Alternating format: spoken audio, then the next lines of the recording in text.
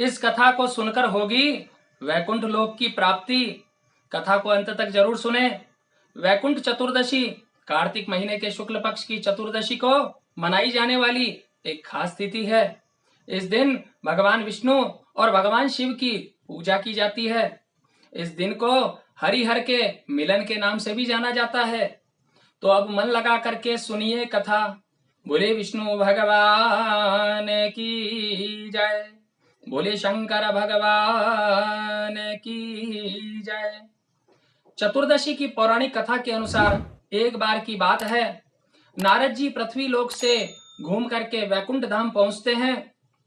भगवान विष्णु उन्हें आदर पूर्वक बिठाते हैं और प्रसन्न होकर के उनके आने का कारण पूछते हैं।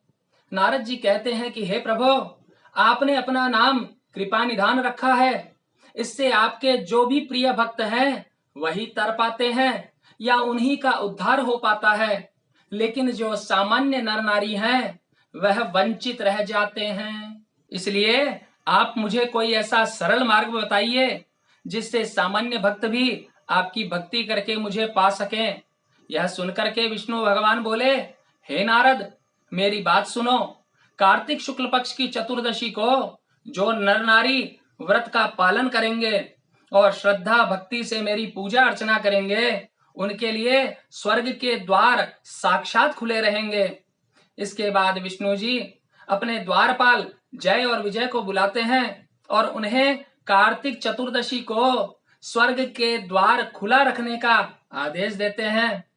भगवान विष्णु कहते हैं कि इस दिन जो भक्त मेरा थोड़ा सा भी नाम लेकर के मेरी पूजा करेगा वह वैकुंठ धाम को प्राप्त करेगा।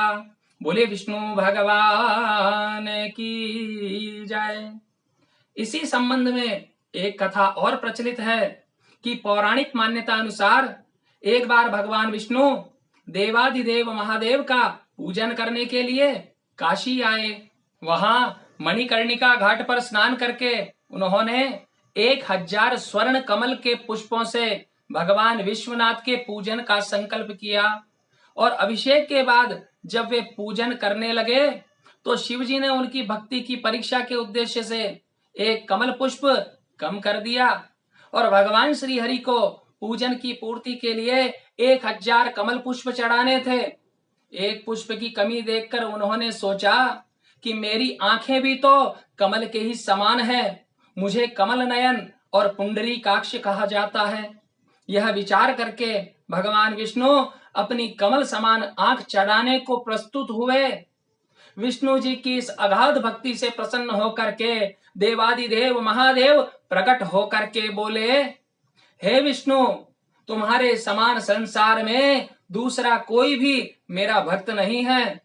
आज की यह कार्तिक शुक्ल चतुर्दशी अब वैकुंठ चतुर्दशी के नाम से जानी जाएगी और इस दिन व्रत पूर्वक जो पहले आपका पूजन करेगा उसे वैकुंठ लोक की प्राप्ति होगी। भगवान शिव ने इसी वैकुंठ चतुर्दशी को करोड़ों सूर्यों की कांति के समान वाला सुदर्शन चक्र विष्णु जी को प्रदान किया। शिव जी तथा विष्णु जी कहते हैं कि इस दिन स्वर्ग के द्वार खुले रहेंगे। मृत्यु लोक अर्थात धरती पर रहने वाला कोई भी व्यक्ति इस व्रत को करता है वह अपना स्थान वैकुंठ धाम में सुनिश्चित करेगा। बोले शंकर भगवान की जय, बोले विष्णु भगवान की जय। इसी संबंध में धनेश्वर नामक एक ब्राह्मण की कथा भी आती है कि धनेश्वर नामक एक ब्राह्मण था जो बहुत बुरे काम करता था। उसके ऊपर कई पाप थे। एक दिन वो गोदावरी नदी में स्नान करने के लिए गया। उस दिन वैकुंठ चतुर्दशी थी। कई भक्तजन उस दिन पूजा अर्चना कर गोदावरी घाट पर आए थे। उस भीड़ में धनेश्वर भी उन सभी के साथ था। इस प्रकार उन श्रद्धालुओं के स्पर्श के कारण धनेश्वर को भी पुण्य मिला। जब उसकी मृत्यु हो गई तब उसे यमराज लेकर के गए और नरक में भेज दिया। तब भगवान विष्णु ने कहा, यह बहुत पापी है, पर इसने वैकुंठ चतुर्दशी के दिन गोदावरी नदी में स्नान किया और श्रद्धालुओं के पुण्य के कारण इसके सभी पाप नष्ट हो गए, इसलिए इसे वैकुंठ धाम मिलेगा। अतः धनेश्वर को वैकुंठ धाम की प्राप्ति हुई। जिन जिन लोगों ने यह कथा मन लगा करके सुनी है उन लोगों को जरूर होगी वैकुंठ लोक की प्राप्ति। बोलिए शंकर भगवान की जय, बोलिए विष्णु भगवान की जय। अगर वीडियो अच्छा लगा हो तो वीडियो को लाइक करें, शेयर करें और कमेंट में ओम विष्णवे नमः जरूर लिखें। जय श्री कृष्ण।